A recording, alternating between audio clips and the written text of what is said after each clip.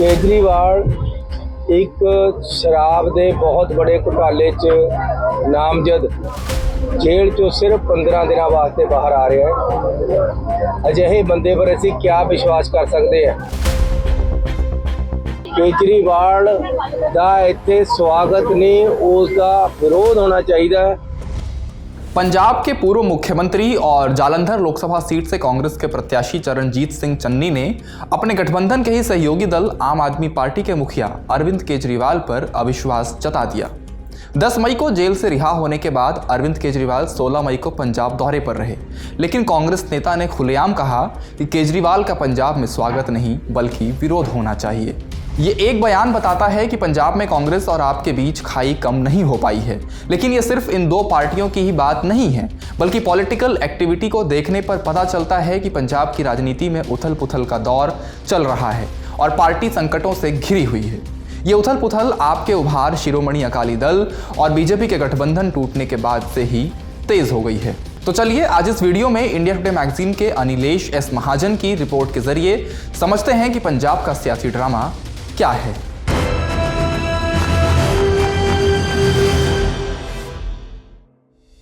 नमस्ते, मेरा नाम धनंजय है और आप देख रहे हैं इंडिया टुडे हिंदी। सबसे पहले बात करते हैं पंजाब में सत्ताधारी दल यानी आम आदमी पार्टी की। इसी साल अप्रैल में आप विधायक कुंवर विजय प्रताप सिंह का एक वीडियो सामने आया जिसमें वे आरोप लगा रहे थे कि नशीले पदार्थों के कारोबार में शामिल 2 पुलिस अफसर पार्टी के एक राज्यसभा सांसद के करीबी हैं। इससे बड़ा विवाद खड़ा हो गया, जिसने निराश मतदाताओं की इस दुखती रग को छू लिया कि नशे की बुराई से मुक्ति का कोई रास्ता अब तक नहीं निकला है। साल 2022 के विधानसभा चुनाव में आपकी जीत में जिन मुद्दों की सबसे बड़ी भूमिका मानी जाती है, उनमें नशीले पदार्थ और कानून व्यवस्था शामिल थे। लेकिन 2 साल राज्य में सरकार चलाने के बाद भी मुख्यमंत्री भगवंत सिंह मान इन्हीं सवालों से घिरे नजर आते हैं। देखिए, जो 2022 के असेंबली इलेक्शन थे उसमें आम आदमी पार्टी एक बहुत बड़े मैंडेट के साथ सत्ता में आई थी, तो जिसमें 117 में से 92 सीटें जो हैं वो आम आदमी पार्टी जीत गई थी और उसने सीटों के उसके हिसाब से भी एक बड़ा नंबर अचीव किया था। वोट शेयर के हिसाब से भी जो है 42% जो है वो पंजाब का जो वोट शेयर है वो आम आदमी पार्टी को गया था। पर 2 साल के बाद जब हम देखते हैं वहाँ पे बहुत सारे जो इश्यूज़ हैं वो उभर के सामने आते हैं और आम आदमी पार्टी की जो वो साख है उसमें भी बट्टा लगा है और वो वोट काफ़ी नीचे आया है। पर वो जाएगा किस पॉलिटिकल फ्रंट की तरफ, वो थोड़ा देखने की ज़रूरत है। पंजाब में कांग्रेस पार्टी को यह उम्मीद है कि सीएम भगवंत सिंह मान की अगुवाई वाली आप सरकार के खिलाफ एंटी इनकम्बेंसी का फायदा उसे मिल सकता है, लेकिन वोटर्स के बीच अपनी साख कायम करने से पहले कांग्रेस कार्यकर्ताओं में एकजुटता कायम करने के लिए जूझ रही है। आपने उसके एक मौजूदा विधायक राजकुमार चब्बेवाल और एक पूर्व विधायक गुरप्रीत सिंह जीपी को अपनी पार्टी में शामिल करके होशियारपुर और फतेहगढ़ साहिब लोकसभा सीट से टिकट दे दिया है।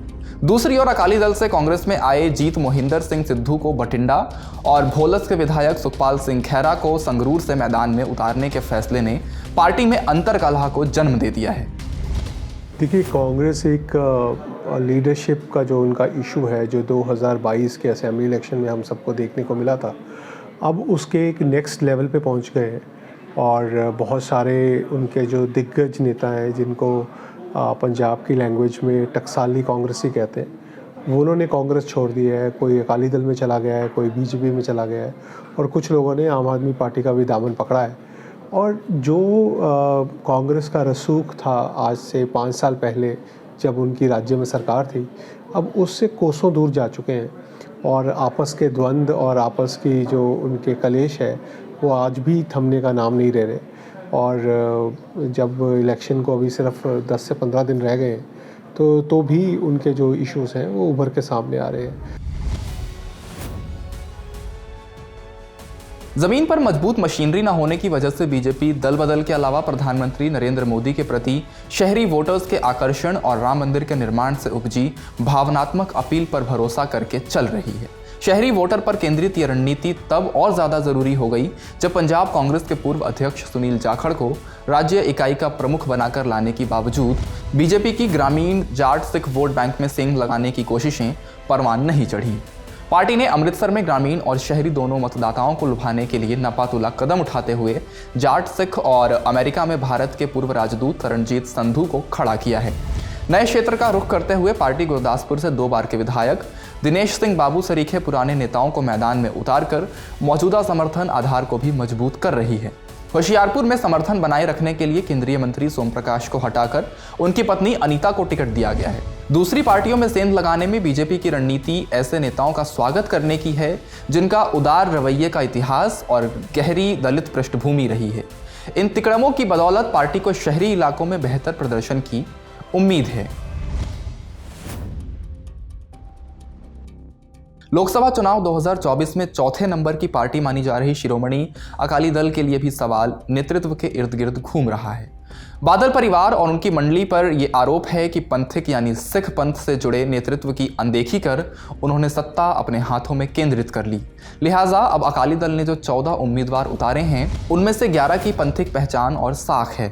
सुखबीर सिंह बादल खुद तो चुनाव से दूर रहे ही, उन्होंने बहनोई आदेश प्रताप सिंह कैरो और साले विक्रम सिंह मजीठिया और पार्टी में अभी लौटे 5 बार के पूर्व विधायक और मंत्री परमिंदर सिंह ढिंडसा सरीखे अन्य नेताओं को भी चुनाव में उतारने के दबावों को रोका।